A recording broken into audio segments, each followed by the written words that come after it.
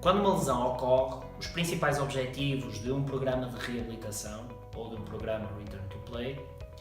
são fazer com que o atleta regresse à competição com níveis de performance superiores àqueles que apresentava antes da lesão ocorrer e também fazer com que esse atleta tenha um risco reduzido de ocorrência de nova lesão. Inúmera investigação assume a existência de uma lesão prévia como sendo o maior fator de risco de lesão. Daí que os critérios para decisão de retorno à competição tenham que ser o mais rigorosos possível.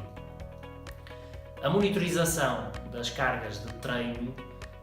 é uma componente essencial de qualquer programa de treino ou de reabilitação.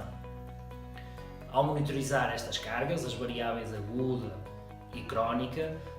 fazemos com que o nosso programa seja mais eficaz e consigamos controlar melhor as variáveis de overtraining, ou seja, conseguimos saber quando é que o atleta está a treinar mais do que aquilo que é desejável, ou, por outro lado, de undertraining, quando o atleta está a treinar menos do que aquilo que é desejável.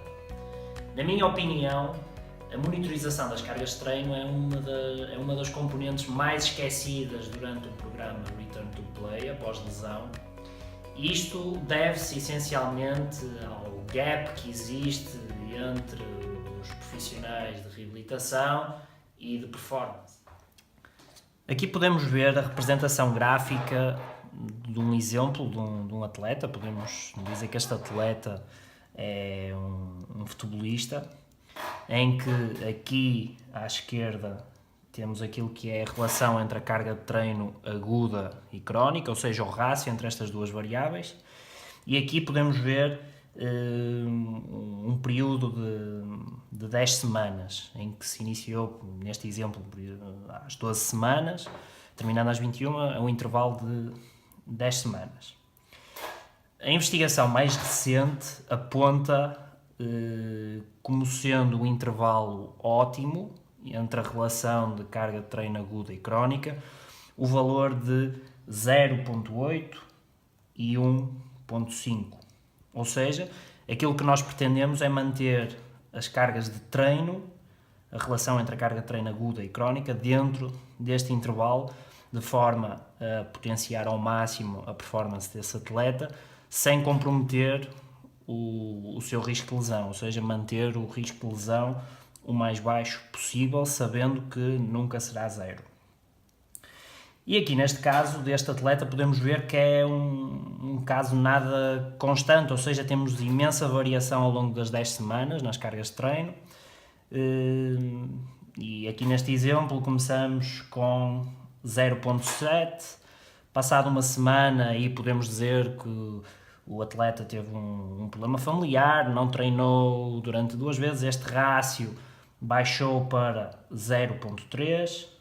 na semana seguinte aumentou para 1.0, estando dentro do tal intervalo ótimo, na 15ª semana aumentou para 1.6 e podemos ver que aqui em 2 semanas houve um aumento brutal em termos do rácio entre a carga de treino aguda e crónica, e isso fez com que este atleta estivesse mais predisposto a lesão. Passado uma semana, vemos que ocorreu a lesão numa semana em que a carga de treino foi 0.2, ou seja, aqui num intervalo de 3, 4 semanas, nós tivemos uma variação de uma carga, de um rácio muito baixo, aumentou brutalmente no prazo de 2 semanas e na semana seguinte voltou a diminuir imenso. Podemos dizer que o atleta não treinou durante 2 dias, não pôde treinar ou teve doente, alguma questão que não permitiu que ele conseguisse manter a carga de treino nos mesmos valores, e então aqui a lesão ocorre.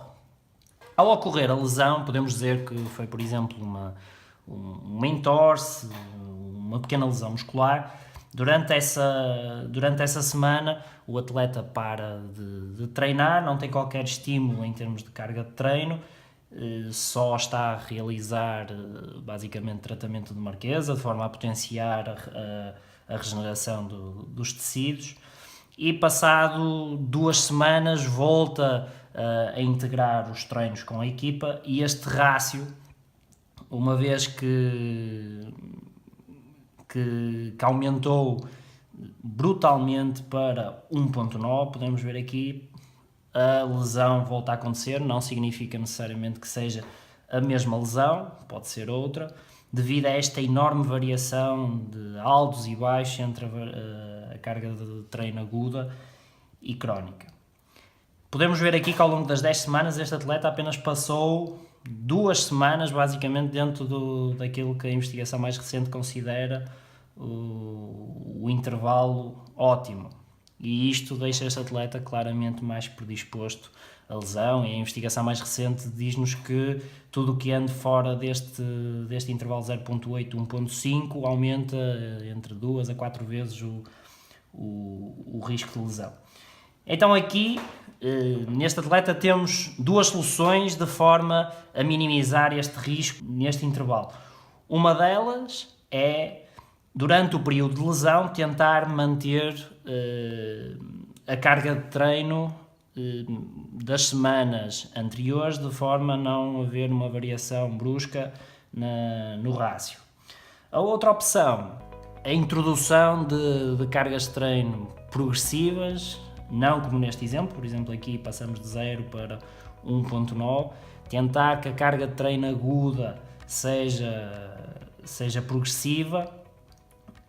No entanto, isto no desporto de alta competição é um pouco complicado, porque quando temos uma lesão queremos recuperar o mais rápido possível. Portanto, parece-me lógico que a solução mais simples seja, durante este período de lesão, tentarmos manter a carga de treino num valor mais próximo deste intervalo 0.8, 1.5, que a investigação mais recente considera como sendo ótimo. A avaliação, o treino de força e potência, o desenvolvimento dos sistemas energéticos, a aprendizagem motora, tudo isto integrado num programa de Return to Play após lesão, serão alguns dos temas que eu irei abordar no dia 3 de dezembro, na Masterclass chamada Bridging the Gap da Reabilitação à Performance, organizada pela Master Physical Therapy. Conto convosco, de modo a proporcionar a todos uma saudável partilha de conhecimento. Até lá!